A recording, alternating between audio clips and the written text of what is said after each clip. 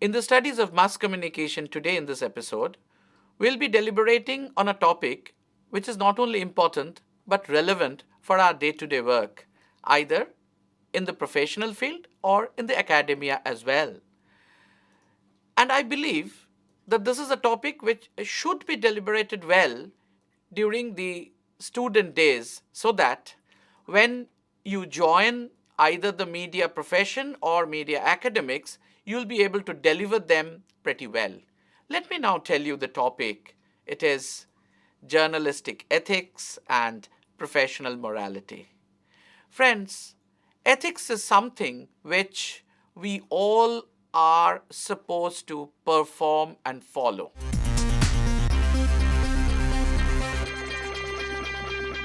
As we know that each profession has a professional ethics, like the doctors, engineers, chartered accountants, and so the journalist should be having one such.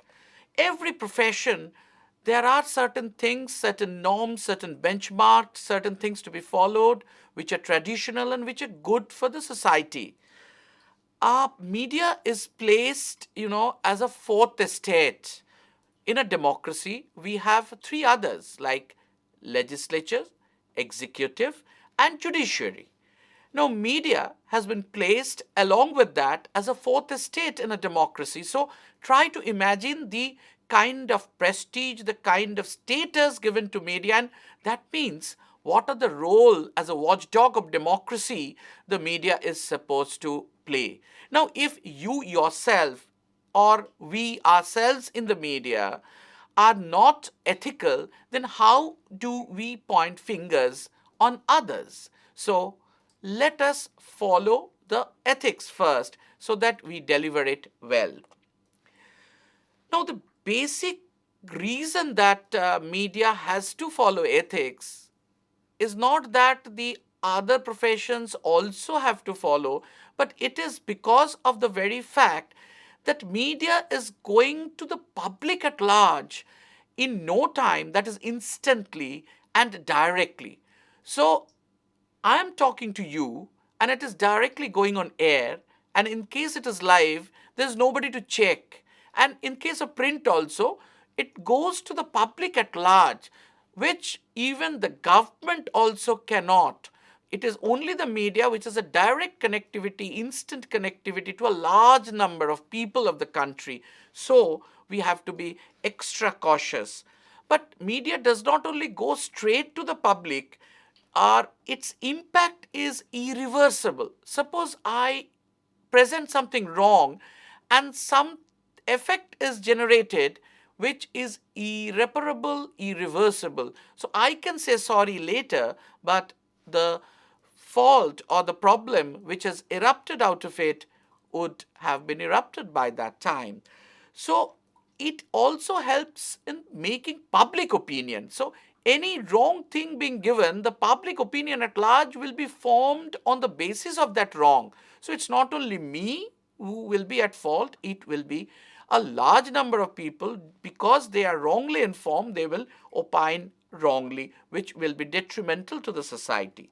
Now, this strength of instantly and immediately going directly to the public gives us the strength and also gives us more responsibility we should undertake.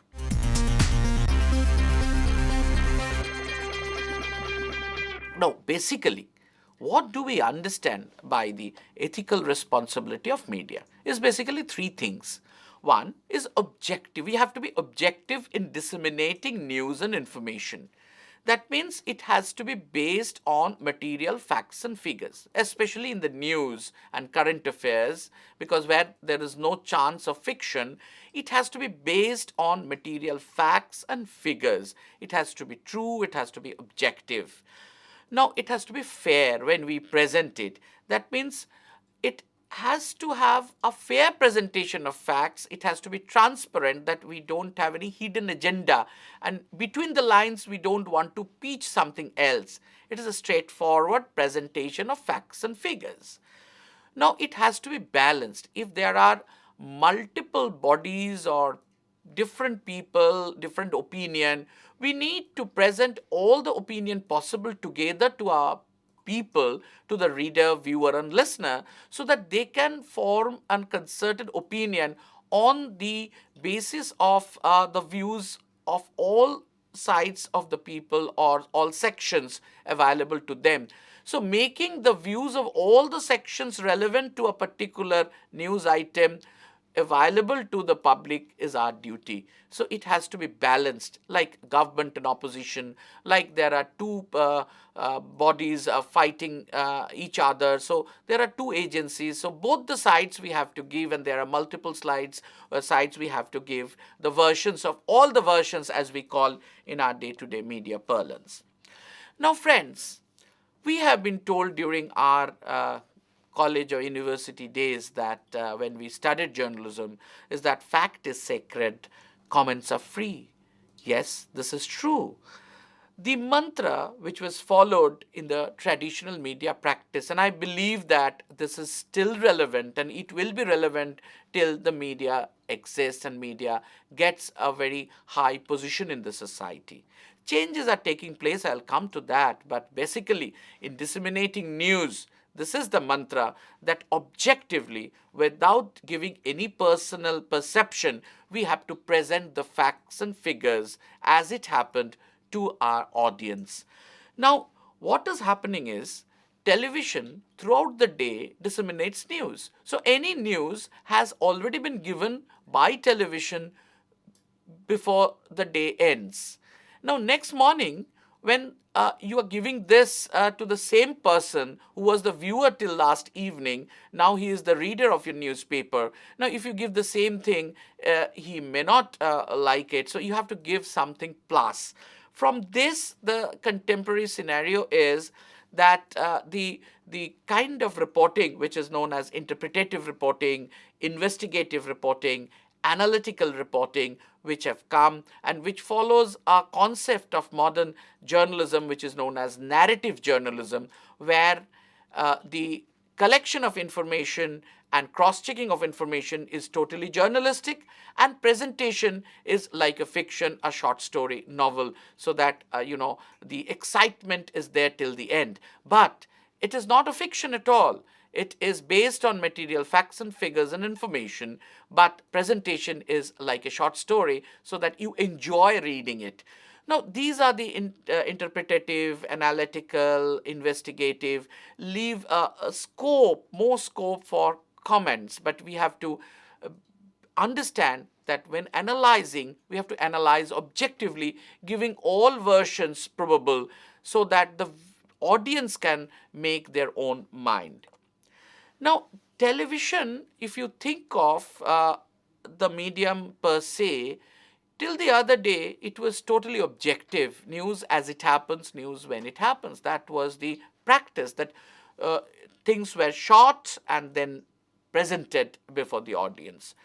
But now, thanks to the development of digital technology, you have something called hot switching through the DSNG, the digital satellite news gathering, which means that the anchor is asking question from the studio and the reporter is there on the spot answering to the questions. Now, in this process of conversation, which is brought live to the audience, what happens is the reporter answers with his own perception and with the perception of the channel he or she works. So now there is a lot of perception orientation coming on air, which was earlier not possible because the technology was not there. Now, with the advent of new technology, which has made this hot switching, the live conversation between the anchor at the studio and the reporter at the spot possible, is making this shift in the content that which was earlier totally objective, and now it is views of the reporter, perception of the reporter. Now, this change, the technology has driven it to the content. We have to be a little careful on this.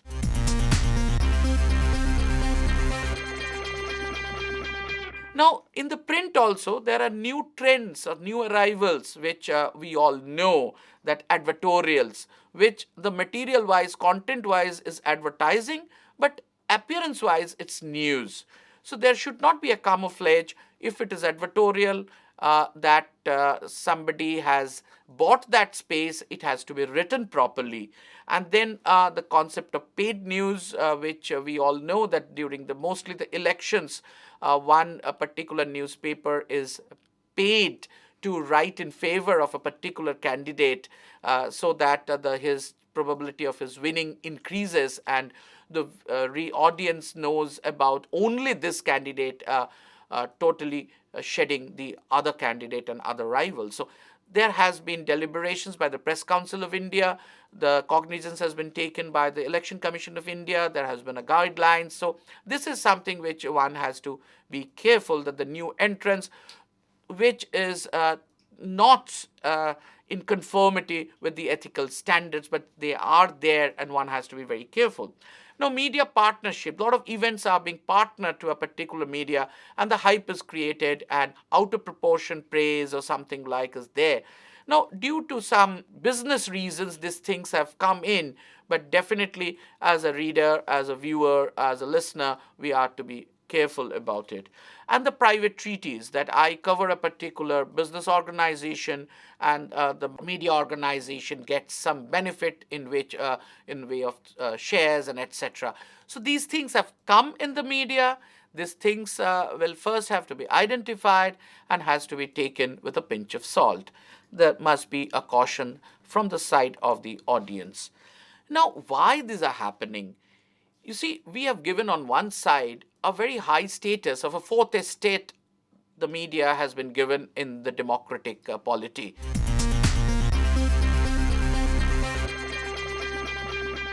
What is the media ownership? By and large, greatly it is private. And private means, and it is a big business. Now, you yourself cannot run a small community newspaper or small community media. That's a different issue altogether. But the mainstream media is big, operationally big. It's a big business, big industry. Otherwise, it will not survive. So big industry, big business has certain business norms like profit maximizing. So it will go whatever possible for profit maximization. And definitely the business agenda and the media houses may have political agenda in supporting a particular political party. So these are the things which have come in. But we have to remember one thing, that yes, media is a consumer product to some extent, but it is a social good too. It's not like any other consumer product. And even in other consumer products also, we see that the standards have to be kept, and transparency have to be maintained. So here also, I believe that ethical standards will have to be maintained definitely. Otherwise, the society will reject, however big you are.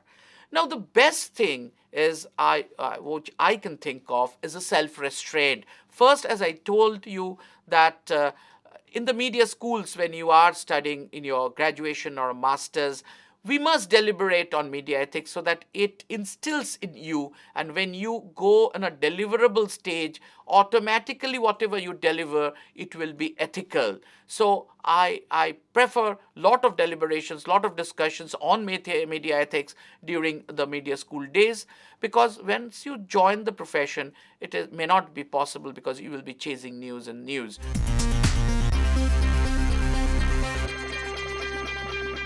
This is something, and which the ethical discussions, deliberations will tell you that what does self-restraint mean, and what you should not do, and where do you stop, what is the Lakshman Rekha. Nobody else will tell you this is the Lakshman Rekha. You yourself will be able to evolve the Lakshman Rekha, which is invisible but followed in tooth and nail. The best practice is one of the self-restraint methods, that we see what others are doing. The ethical practice, whether we question ourselves, is it ethical or not? And no unnecessary media hype. We have to be objective, balanced, fair, and no unnecessary sensationalization. We all suffer from the sensationalization because of business reasons, because of catching more eyeballs, because of increasing our readership, attention, drawing attention. That's a survival also, but again, that Lakshman Rekha, we must know where to stop.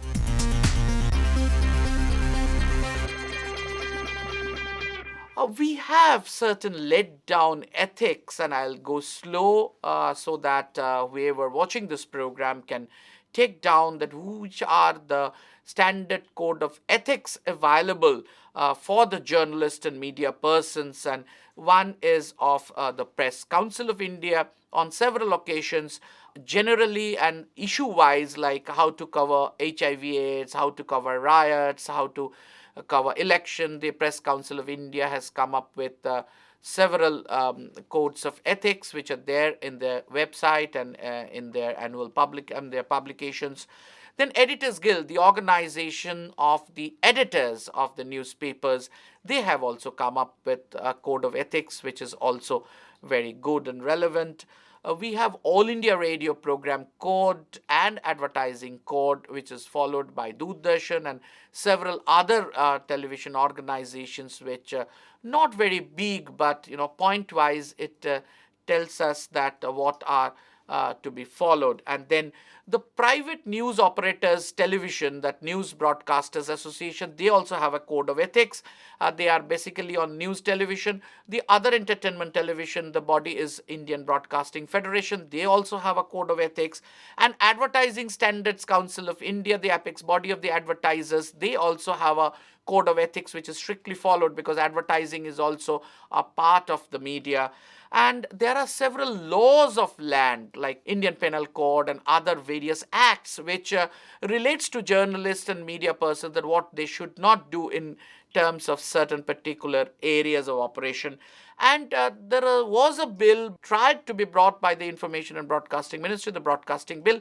There also something was there called Code of Ethics, which did not see the light of the day, but as a material, research material or a study material, these are good because these were well thought of. For covering children also, we have several ethical norms and several legislations. I'm not going into detail. Here I would like to say it's not only the ethical considerations, but there are certain laws. Legally, you are unable to disclose the identity of a victim who has been tortured physically, who's a lady. So these are the things which under the law, like section 228A of Indian Penal Code, prohibits you from disclosing the identity of a tortured woman. So these are there, not only ethical considerations, but these are things which are bound by the law. So there are several laws also which we need to see.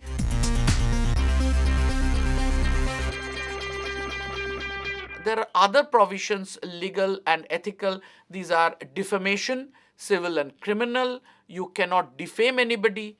There are contempt of court, that you have to report the court judgment objectively, and you cannot be disrespectful for the court. You cannot be disrespectful to the parliament and assemblies, and you should report properly. That's a parliamentary privilege. The Official Secrets Act, which you are not supposed to write and all, it's a veil of secrecy. There's a law existing, the archaic law, but it's still there. The right to information, how to gather information through Right to Information Act, this is a positive thing. And Cable Television Act, that what can be done televised by the cable operator, this is very important. Information Technology Act, the Code of Ethics for sting operations. Even there are certain sting operations, and they have the body has formed certain ethical considerations that how far a sting operation should go. And the Copyright Act, these are things which everybody should know. And in this connection, I would also like to draw your attention that every citizen enjoys the right to privacy. It is enshrined in Article 21 of the Constitution of India. And we need to give credence to it. We need to give proper value to this. Sometimes we, basically in the media, we do not understand, and we exceed the limit of, and we cross the limit that a person is protected for his privacy. Now, covering death and grief or disaster with dignity, that is also something which we should do ethically. Sometimes in our practice or whatever we present, we cross the limit of privacy, we cross the limit of respect which is required to be given in disaster, death and calamities, because this is covering grief.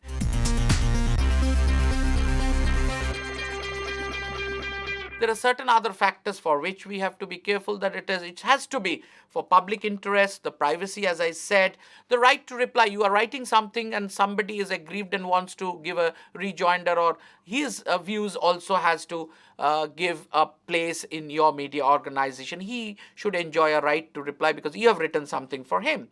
And the test, the obscenity, horror, stereotyping, even the calamities or mass grave or mass cremation, all these you must be careful in showing the gory details. You must know where to stop.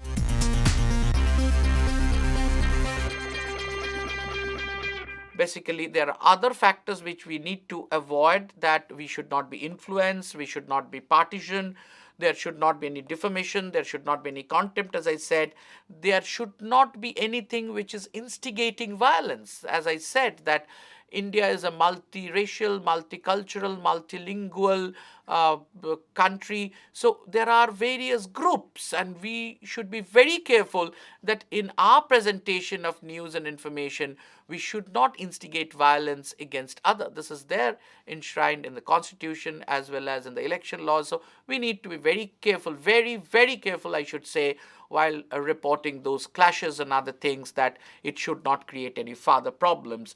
And provocative headlines, we are tempted sometimes, that which cannot be substantiated in the story or the news we have gathered. We should not go for catching eyeballs. We sensationalize, but we cannot substantiate.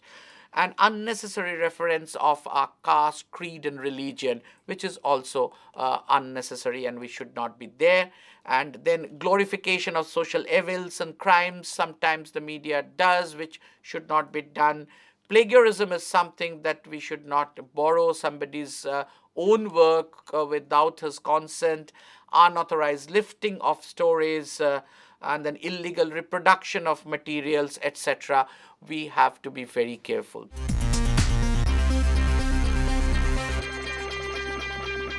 Friends, we tried to give in this episode an overview of ethical considerations which should be followed in the media, and I believe that since the media goes straight to the public instantly, we have to be very careful in whatever we are deliberating, we are disseminating.